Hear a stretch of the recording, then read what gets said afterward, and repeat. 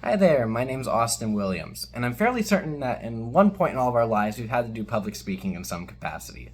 And with that being said, I'm also fairly confident that once we were done with this public speaking moment, we all looked away and walked away from it thinking, I could have handled that a little bit better, right? That wasn't my best. And that's the essence of this entire speech, is looking at ways that we can be better public speakers, be better in leadership roles, or just be a better conversationalist as a whole. And I think that it's important to do self evaluation and learning how to do all these different roles and how to be better at speaking and just conversing. It's important to evaluate yourself. And with that in mind, that's why I'm going to look at two different examples in my life that I've gone through that have helped me become a better leader and a better public speaker. So I'm more prepared for the next time I have an opportunity to speak in public or, have a leadership role. So first I want to look at the different leadership theories I've learned and how they've applied to me or how I can apply them to the future. So the reason this is so important is you have to evaluate yourself, right? You have to know, what did you do bad? What did you do good? What did you do bad? Because in the moment, in the battle, you think you're doing good, right? You think you're doing a good job leading, but you're not. You're really not. And I think evaluating yourself gives you a chance to step back and be like, no, I didn't handle that right at all. I could have been way better.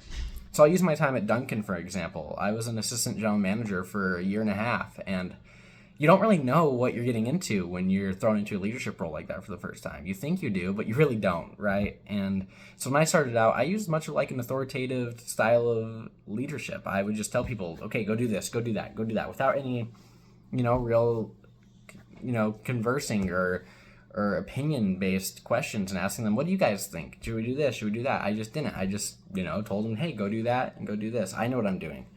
And in the same line, I was using at the time a legitimate power style, which, according to Miller and Walls, is just derived from one's position of authority. And it's completely true. I was using that. I didn't know it at the time, but that's exactly what I was doing. And my crew didn't feel comfortable talking to me about stuff, and that was not good. So toward the end of my tenure there, I took a step back and realized this isn't what I want to do. I want to be a nice boss. I want people to like me. So I started focusing on them, the people, and making sure they knew I cared about them, asking them how their day was, spending time to talk to them. How are you guys doing? How can I help you? And that really had a shift in our style and our work environment. And at the time, I didn't know it, but I was using a referent power style, and I think that was a great learning experience. And now I feel confident that in my next leadership role, I will be able to be a much better leader from day one because I know these different leadership roles. I know how to connect with people better. And I think that's important, is just to know these different leadership theories so that way you can be a better leader for whatever your next opportunity is going to be, whether it's the first time, the last time, the 10th time, is how to be better. Now, with that in mind, I also would like to look at the last interview I conducted, or more rather, the different evolutions of interviews I've done. Because while I haven't done an interview myself, like been interviewed for a job in 3 years, but I have probably done 100 interviews. So it's important to look at that and realize, wow, I've evolved. So first, when I started interviewing people, I was very robotic. I was just straight to the point. Okay, hi, what's your name? How can I help you? Okay, ask you question. I was robotic. I didn't really care what they were saying. I didn't know it at the time because I thought I cared, but I was just straight to the point. I wasn't giving them any turn to talk. And that was not good. So I realized, I needed to change. So towards the end of my tenure, I took a step back. I was like, okay, what can I do to change? And according to Forbes, one of the most important things I could do that I implemented was just starting off slow and small and getting the nerves out the way and just saying, how are you doing? Tell me about yourself. And this kind of broke down their walls and was very important. I also started talking slower. I started asking more follow-up questions, and this allowed them to connect to me better. And I started hiring better candidates because of this.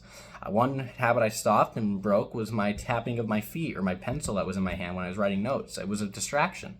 So I cut that out too. I needed to look more confident, less movement, and I was able to accomplish that. And funny enough, towards the end of my tenure there, I was able to hire some great candidates, and I think that I credit that directly to my changing of my interview style.